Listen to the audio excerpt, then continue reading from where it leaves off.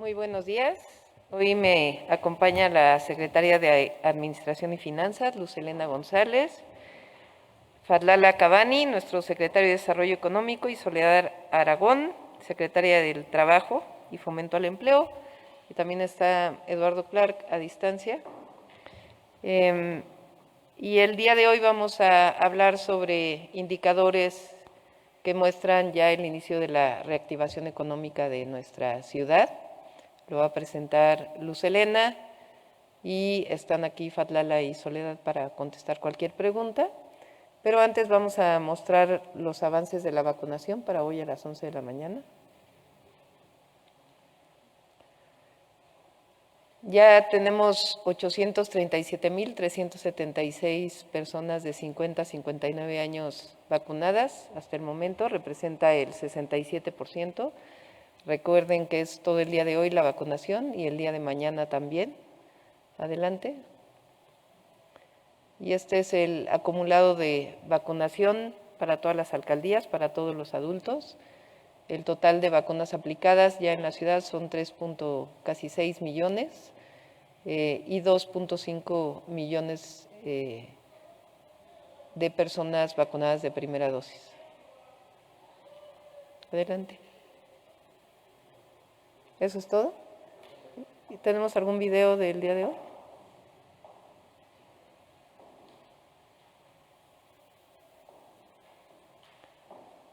Este es el Pepsi Center, allí en la Arena Ciudad de México. No, este es Arena Ciudad de México, perdón, en Azcapotzalco. La Benemérita en Miguel Hidalgo. También recuerden mujeres embarazadas de 9 semanas en adelante, mayores de 18 años. El Centro de Exposiciones de Ciudad Universitaria.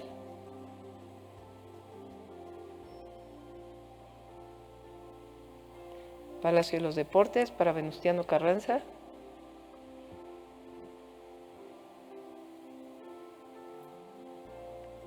Ahora sí, el World Trade Center en Benito Juárez.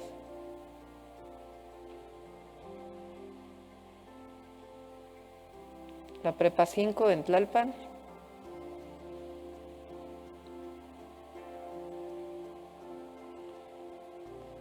Expo Santa Fe en Álvaro Obregón.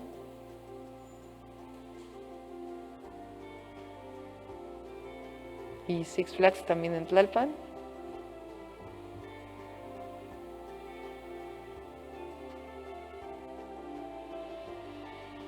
Y la Universidad de la Policía en Álvaro Obregón.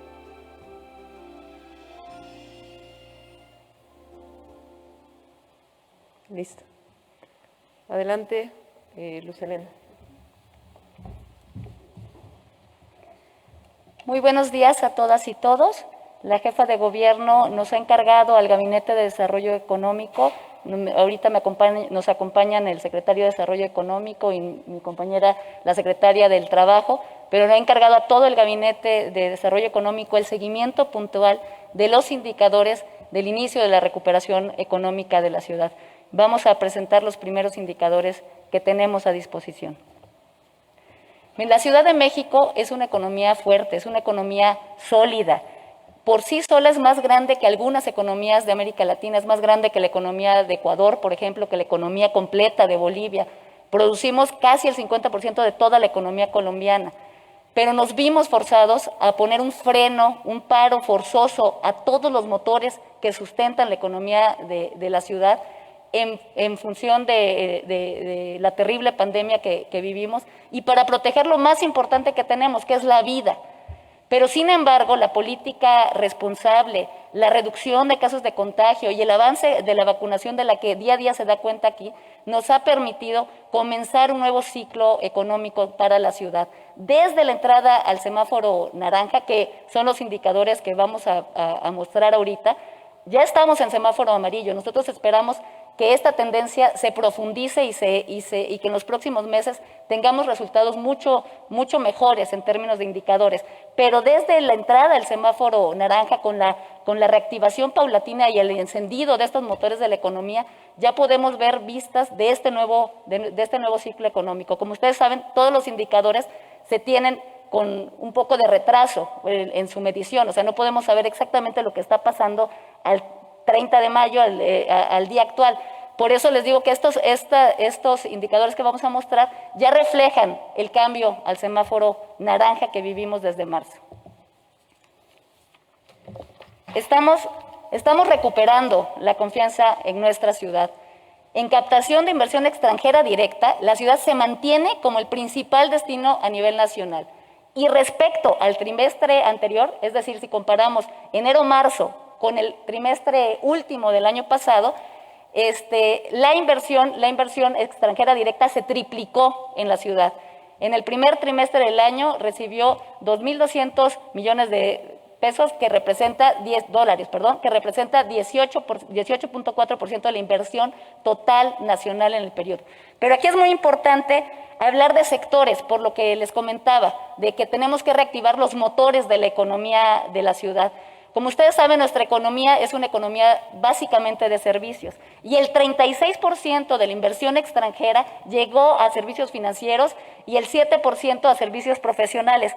Si juntamos tanto la producción, lo que generan de Producto Interno Bruto, estos dos subsectores de servicios, estamos hablando de casi el 20% del PIB de la ciudad.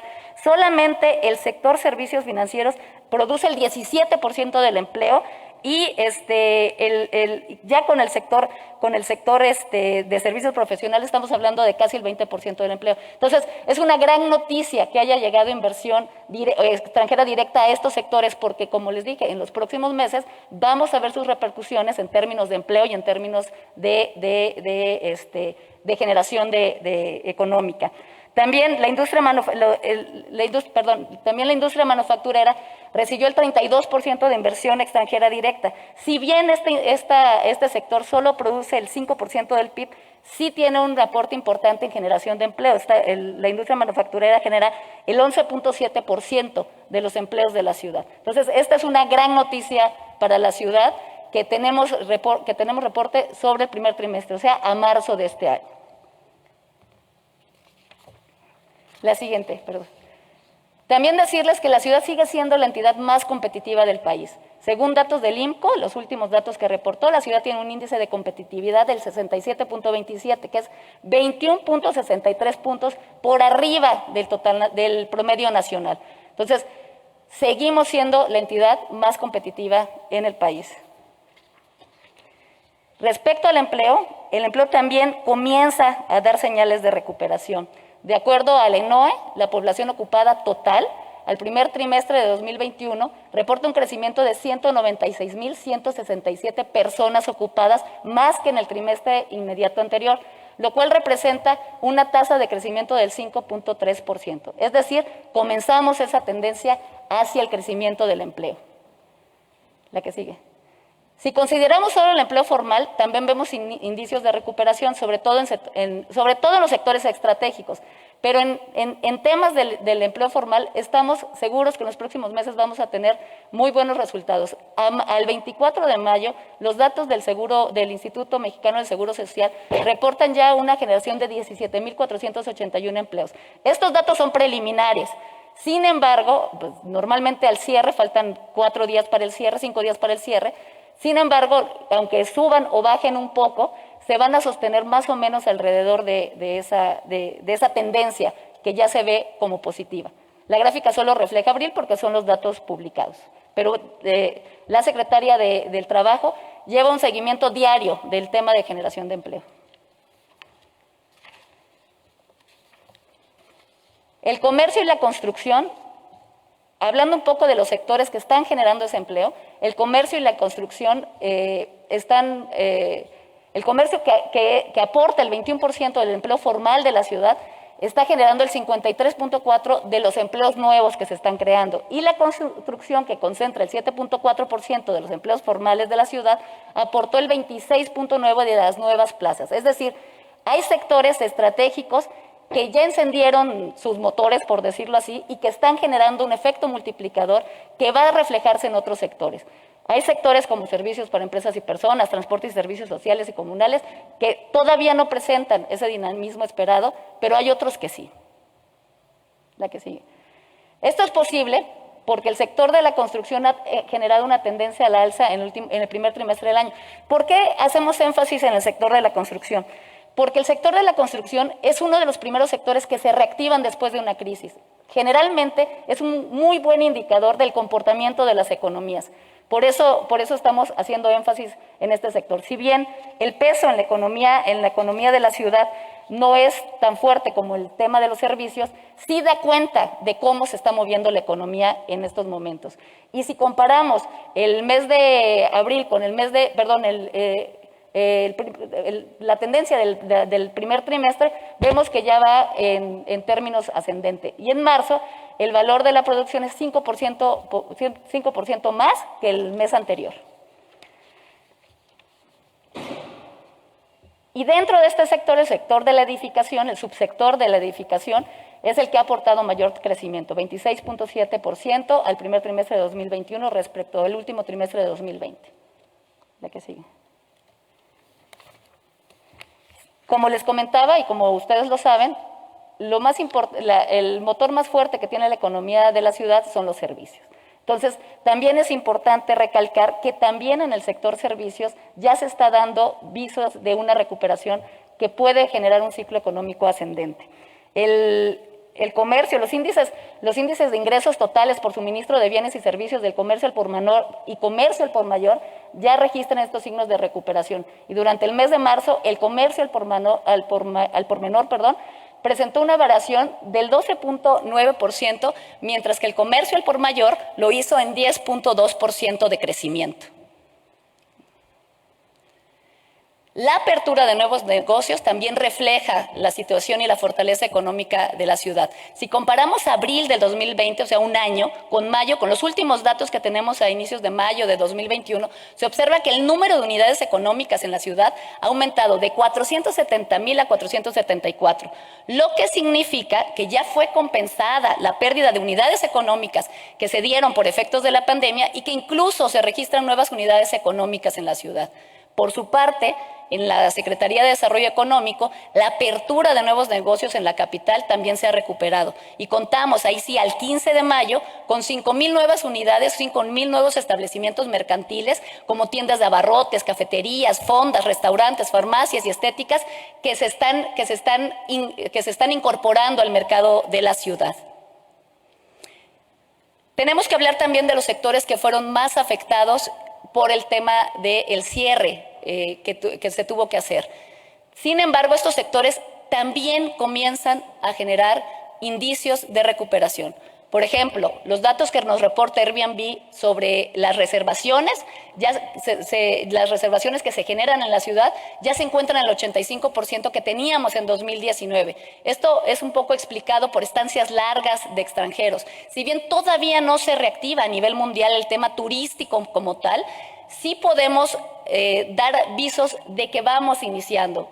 Si comparamos, por ejemplo, la semana pasada, el 17 al 23 de mayo de 2020 con el 2021, tenemos que la ocupación hotelera era en el 2020 del 2%, es decir, estaba prácticamente cerrada la actividad hotelera en nuestra ciudad.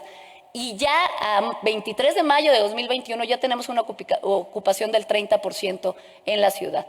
Por otro lado, y también va a tener efectos multiplicadores que se van a ver en los próximos meses, el Aeropuerto Internacional de la Ciudad de México ya está al 75% de sus operaciones de carga y comerciales comparado con 2019. Todos estos indicadores nos dan vista de que estamos iniciando un nuevo ciclo de crecimiento económico en la ciudad, al cual vamos a llevar un seguimiento puntual y vamos a estar informando permanentemente sobre los avances que tenemos y sobre las acciones que estaremos tomando en cada uno de los sectores para que esto se fortalezca. Muchísimas gracias.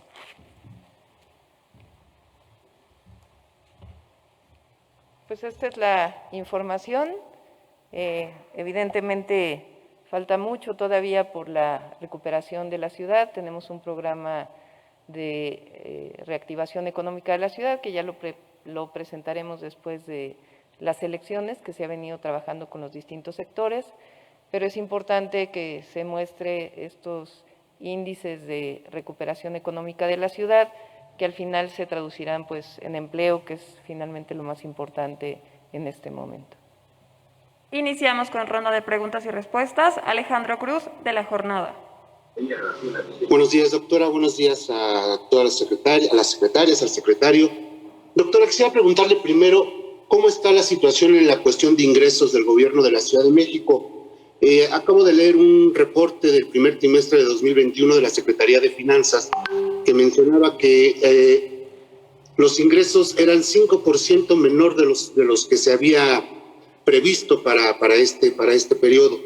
¿Cómo está esta situación y cómo afecta la situación del crecimiento económico de la ciudad, por favor? Sí, tenemos ya los datos al cierre de abril.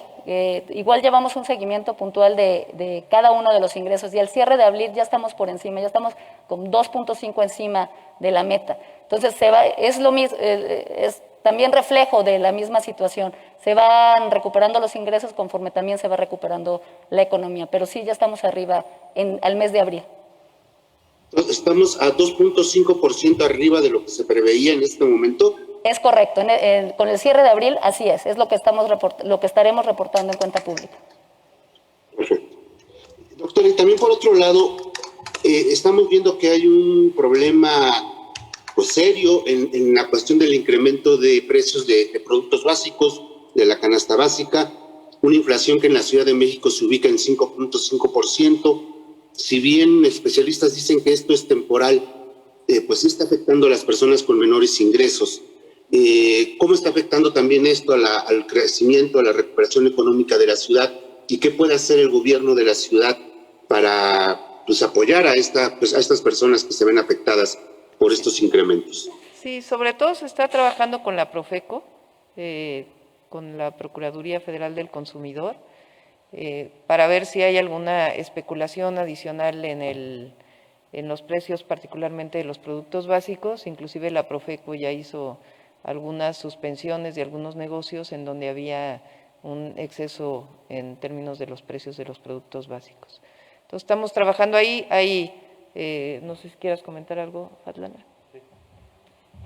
Sí, ¿qué tal? Muy buenos días. Bueno, en materia de los precios en los productos básicos, tal y como lo señaló la jefa de gobierno, estamos trabajando con Profeco para que no se desate un esquema especulatorio, sobre todo en el tema del maíz. Nosotros nos hemos reunido con la Secretaría de Agricultura, con la propia Profeco, la Secretaría de Economía, y bueno, el incremento que tenemos en algunos precios, sobre todo derivados del maíz, es estacional, no es permanente, es debido a una crisis mundial del maíz y que tiene un impacto en la Ciudad de México. Hay en algunas bodegas a nivel nacional suficiente maíz y está trabajando el gobierno de México, en este caso junto con la Secretaría de Desarrollo Económico, para que exista el abasto suficiente en la ciudad y se abatan los precios de estos productos.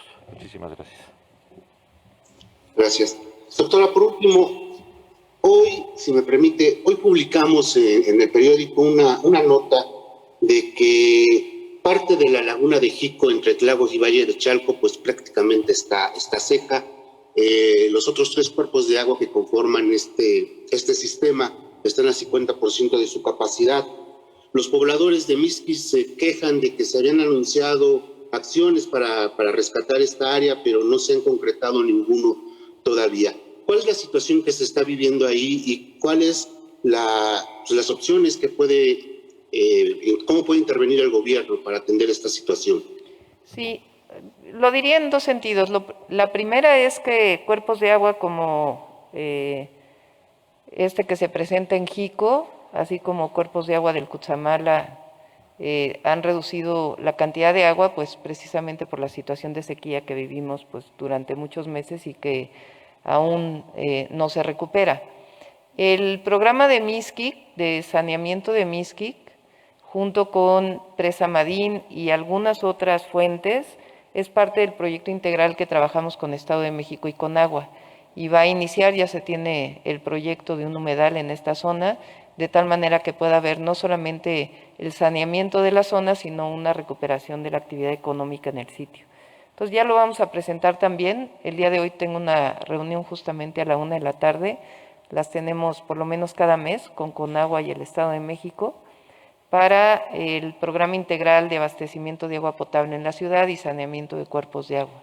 Y Jico es una parte de este saneamiento junto con los ríos que ustedes ya conocen, Río de los Remedios, que también comienza a intervenirse, y los ríos que hemos estado interviniendo y los canales como Canal Nacional, Río San Buenaventura y Río Magdalena. ¿Se puede recuperar entonces esta área, esta laguna, doctora? Sí, esta laguna se hizo hace algunos años por los hundimientos de la zona. Es una laguna que está justo en el límite de Tláhuac y el Estado de México, de la Ciudad de México y el Estado de México. Es una laguna muy importante, inclusive en términos de biodiversidad. Ahí llegan, por ser un cuerpo de agua, aves migratorias en determinadas épocas. Y el objetivo es sanearla y recuperarla, e inclusive ver si se puede utilizar parte del agua de esa zona, reconociendo que una parte, por supuesto, es una zona agrícola de Tláhuac y del Estado de México. Nada más para, ahora sí que tranquilidad de los pobladores de Mixquic, doctora, ¿nos podría precisar cuándo se prevé iniciar estos trabajos de mejoramiento, de rehabilitación, y cuál sería la inversión aproximada para este tema? Sí, si quieren nos esperamos para podérselos decir, no lo tengo en este momento. Corena ha estado en contacto con ellos y vamos a pedirle ahí a la ingeniera Columba López que siga en contacto con ellos para poderles informar. Y es un proyecto conjunto entre Corena, Sistema de Aguas de la Ciudad de México y CAEM del Estado de México. Muy bien, le agradezco mucho, doctora. Gracias. Continuamos con Eduardo Hernández de El Universal. Hola a todos, buen día. Me gustaría primero preguntar cuánto se tardará en recuperar, en el tema económico, cuánto se tardará en recuperar para llegar a lo que estaban en 2019. No sé si han hecho ese análisis.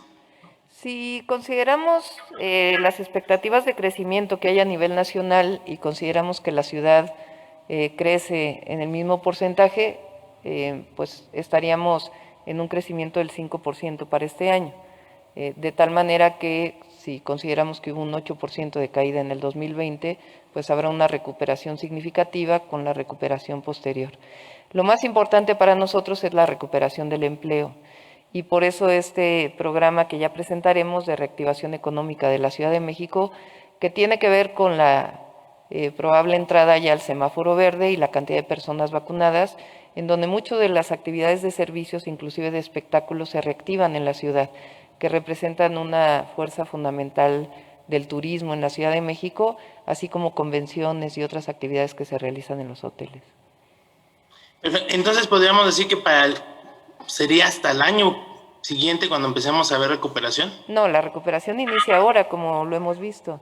Es decir, desde que pasamos al semáforo naranja hay una recuperación muy clara en donde se han dejado de perder empleos y comienza a haber la recuperación del empleo.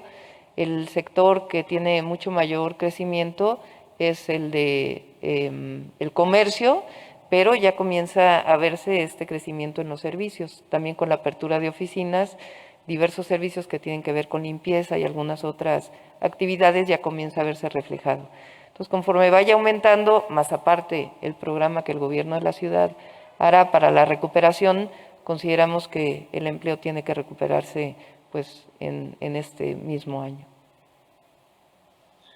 Doctora, también me gustaría preguntarle su opinión sobre los resultados del Coneval que indicaron que la Ciudad de México incrementó 14.9% en la pobreza, que es una de las 4 entidades que tienen el incremento más arriba del promedio nacional.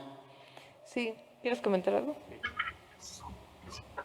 Bueno, la medición que hace el Coneval es este primer trimestre de este año con el primer trimestre del año pasado, que es evidentemente prepandémico. Entonces, no se pueden comparar un año, un primer trimestre previo a la pandemia con el primer trimestre de este año, que estábamos saliendo de un semáforo rojo y que enero constituyó un mes pues difícil para la ciudad. En ese sentido, hubo nuevamente, digamos, un cierre de algunas actividades económicas y es lo que se refleja en el estudio del Coneval. Son años atípicos y a mí me parece que en ese sentido la comparación pues pierde objetividad. Perfecto. Perfecto, muchas gracias, pasen buen día. Siguiente pregunta, Carlos Navarro, del Heraldo.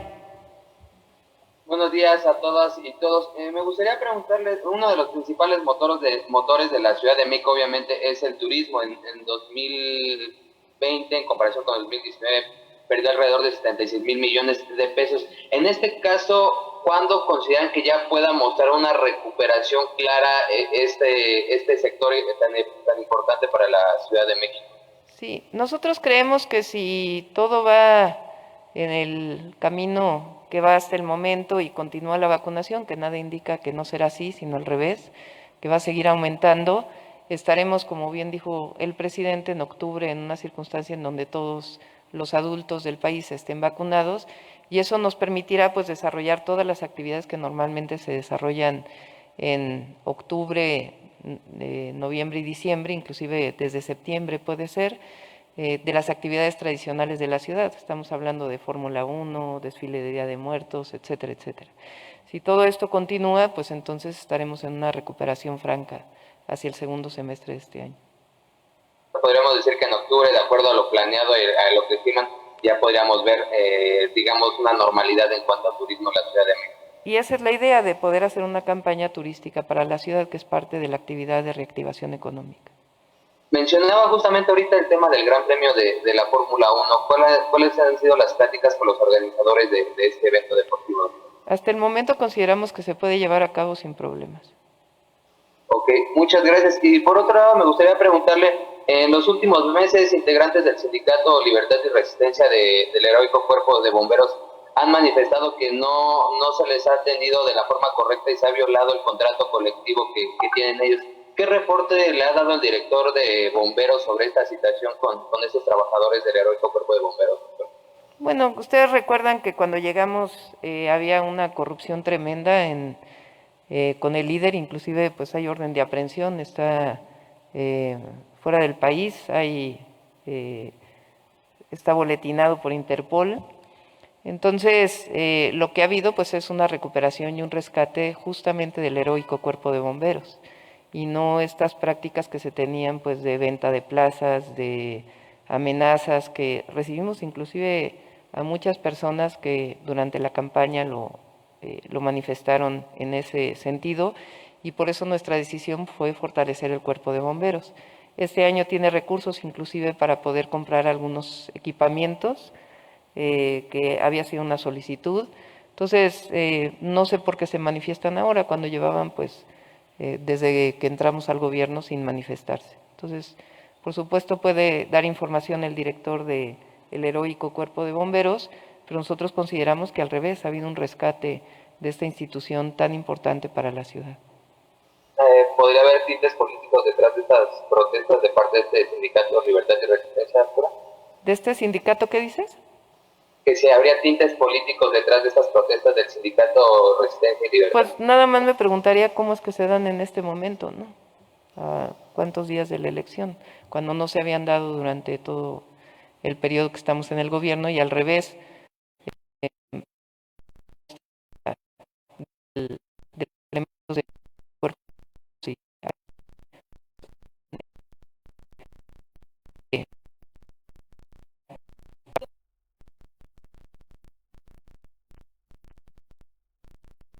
Extranjera directa en una condición post pandemia y es lo que vale la pena resaltar más allá de las cifras, ¿no?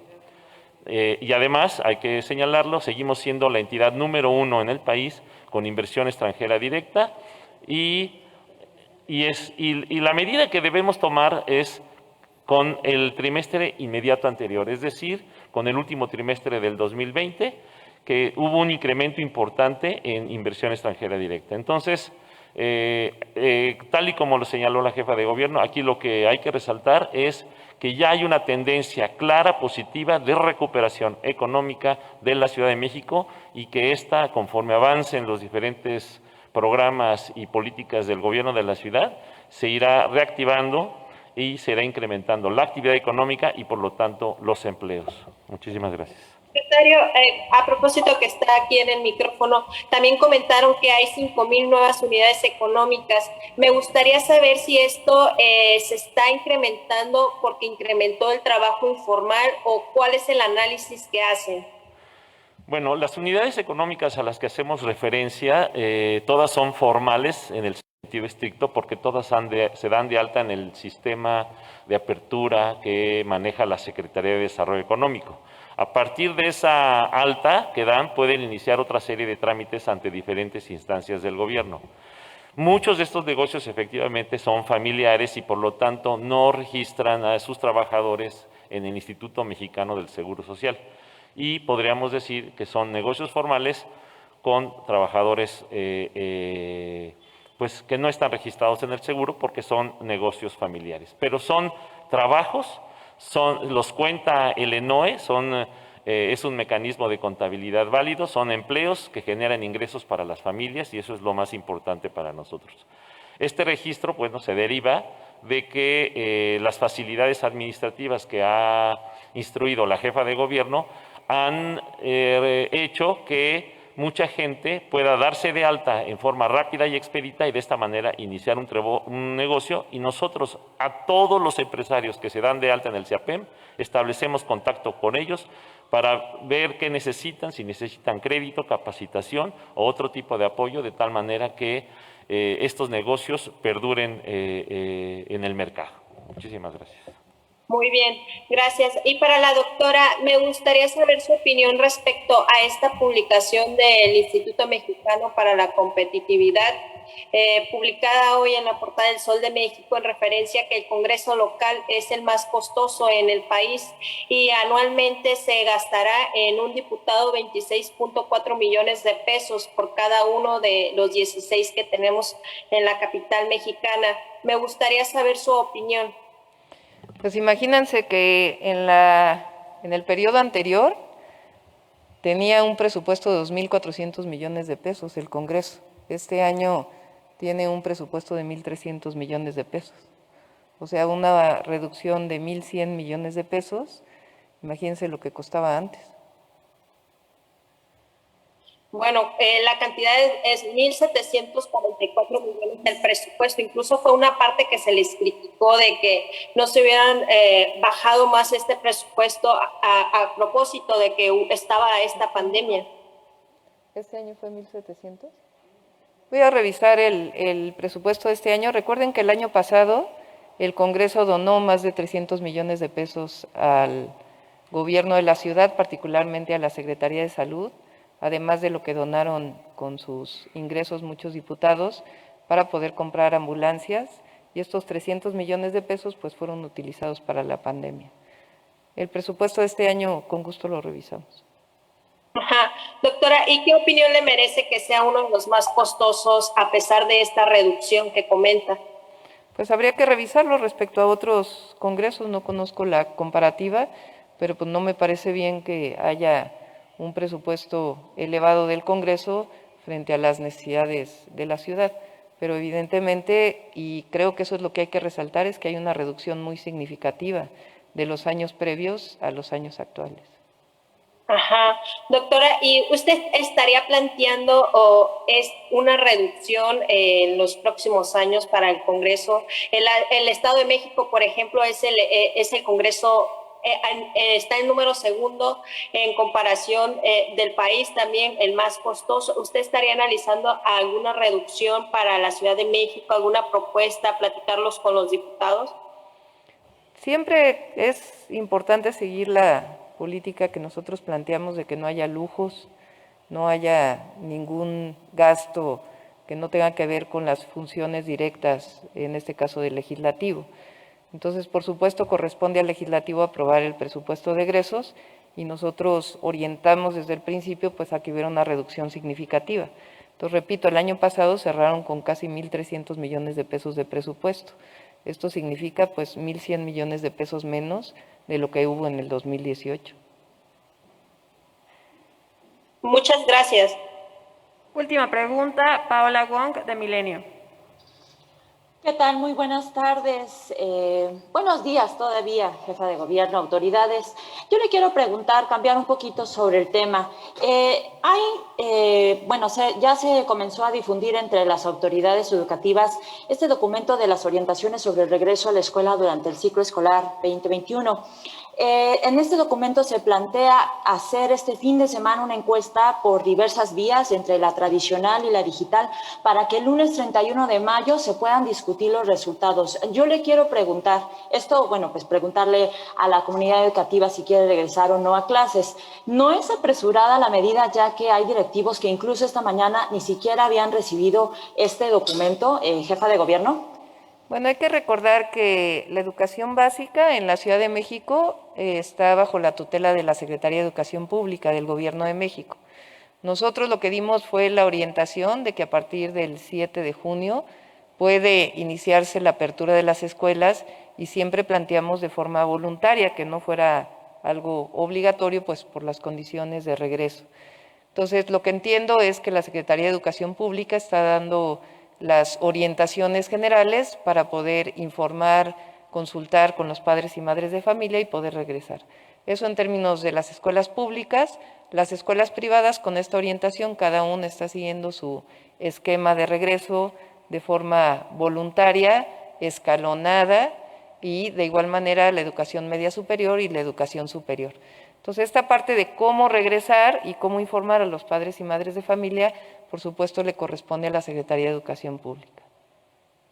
Ok, le corresponde a la Secretaría de Educación Pública, pero bueno, también comprendo que es un acuerdo con el gobierno capitalino porque pues es el territorio, y en este sentido yo le quiero preguntar, ¿por qué en otros estados primero pues se llegó al semáforo verde, permanecieron unos días en verde y luego de eso anunciaron el regreso después de evaluar cómo se comportaba la entidad en semáforo en verde, y en este momento se está haciendo el anuncio desde el semáforo amarillo? Se lo pregunto porque incluso la Secretaría de Educación Pública determinó ya desde hace varios meses que había que de instalarse en semáforo amarillo centros de aprendizaje comunitario, algo que no se hizo en la Ciudad de México, o al menos no se informó sobre los resultados de estos centros de aprendizaje comunitario, los cuales dieron la pauta para otras entidades para, una vez que abrieran sus planteles, bueno, pues ver cómo estaba el asunto en términos académicos y socioemocionales. Es decir, pues prácticamente se abrirán las escuelas con el anuncio del verde. A ver, lo hemos explicado en varias ocasiones, Alma Paola, lo voy a explicar nuevamente. Estamos hablando de que el personal educativo ha sido vacunado. Entonces se vacunó y pasaron 15 días de la vacunación y se planteó que a partir del 7 de junio se pueden abrir las escuelas de manera voluntaria, escalonada, y a partir de las definiciones de la Secretaría de Educación Pública, de las escuelas privadas y de los organismos autónomos como las universidades públicas o, en su caso, las universidades privadas. Consideramos, o así lo consideró la Secretaría de Educación Pública, que era importante generar esta condición antes del cierre del ciclo escolar. Las condiciones de cómo abrirán, cuáles abrirán, las está definiendo, porque esa es su atribución, la Secretaría de Educación Pública, y son los directivos de las escuelas, los maestros, quienes tienen que ponerse en contacto con los padres y madres de familia. Entonces, esto es algo fundamental, no estamos en una condición en donde los maestros no están vacunados, sino al revés, lo hemos repetido en varias ocasiones. Ya al cierre de esta semana, alrededor del 43% de los adultos de toda la ciudad tendrán menos una dosis de vacunación. La próxima semana se cierra la vacunación de adultos mayores en su segunda dosis, y esta condición la consideró la Secretaría de Educación Pública y nosotros como gobierno para poder abrir de manera voluntaria y escalonada bajo diferentes modalidades. Entonces, esta es la consideración que se tomó. Y en muchos casos obviamente hay inquietudes, pero esas inquietudes pues tienen que resolverse dentro de las propias escuelas con las orientaciones de la Secretaría de Educación Pública y de las distintas organizaciones educativas. Jefa de gobierno, comprendo la parte de la vacunación, sin embargo, no fue algo que se discutió, entiendo, pues como discuten entre las autoridades, en este caso gobierno capitalino, con las autoridades educativas, sobre la pertinencia de llegar primero a semáforo verde, evaluar, así como se ha hecho en el resto de las entidades, y posteriormente anunciar un regreso. Estuvo aquí, si recuerdas, el doctor Luis Humberto Fernández de la Autoridad Educativa Federal. Hablamos en su momento también con la maestra Delfina Gómez, y estas fueron las consideraciones que se tomaron y nosotros evidentemente las apoyamos. Y es muy importante a todas las familias que sepan que es un asunto voluntario y particularmente está orientado a que las personas que no han tenido contacto con sus profesores lo puedan tener. La SEP emitió, entiendo, un comunicado el día de hoy, que es a partir de una definición de los consejos técnicos que se van a reunir en un diálogo con los padres y madres de familia. Entonces, de nuestra parte lo que decimos, a partir del 7 pueden abrirse de manera voluntaria, de manera escalonada, con el objetivo, de acuerdo con la SEP, de que puedan muchos estudiantes tener el contacto con sus profesores, pero evidentemente las condiciones y cómo se abrirán, pues depende de la autoridad educativa. Muy bien, y yo por último quiero preguntarle, porque de hecho también eso establece el documento, que se realizarán pruebas aleatorias a los adultos que visiten las escuelas. Sin embargo, yo quiero preguntarle, ¿no está contemplada la realización de pruebas también aleatorias a los estudiantes? Porque, pues como sabemos, ha ocurrido que hay menores, niños, niñas, incluso jóvenes que son asintomáticos. ¿Qué ocurrirá con aquellos estudiantes que sean asintomáticos? ¿No sería también pertinente hacer pruebas aleatorias a los estudiantes, así como se realizan en otras partes como en Chile? Sí, se ha orientado principalmente a las pruebas a los adultos y obviamente la Secretaría de Salud tendrá que dictar estas orientaciones y llevarlas a cabo de parte del gobierno de la ciudad. Hemos sido muy responsables y lo vamos a seguir siendo. Somos la entidad la entidad del gobierno, el gobierno de la Ciudad de México es la entidad que más pruebas realiza de todas las entidades de la República. Entonces, de esta manera también vamos a irlo orientando en acuerdo con la Secretaría de Educación Pública, no solamente para que existan los kioscos, sino que se puedan llevar a cabo pruebas aleatorias en distintas escuelas conforme se vaya solicitando. Pero ¿no sería también pertinente realizar pruebas a los estudiantes? ¿Qué hacer ante un estudiante asintomático? Sí, yo creo que eso lo tienen que determinar los expertos en salud, de a quién hay que realizar las pruebas y también a los niños y niñas o solamente a los adultos. Hasta ahora lo que han planteado es que sea esencialmente a los adultos, pero por supuesto nuestra Secretaría de Salud, en coordinación con las autoridades sanitarias federales, podrá orientar si es necesario hacer pruebas en niños y niñas. Si es así, ¿ya tienen alguna estimación sobre cuántas pruebas estarían realizando de manera aleatoria por parte del gobierno capitalino y con qué frecuencia sería?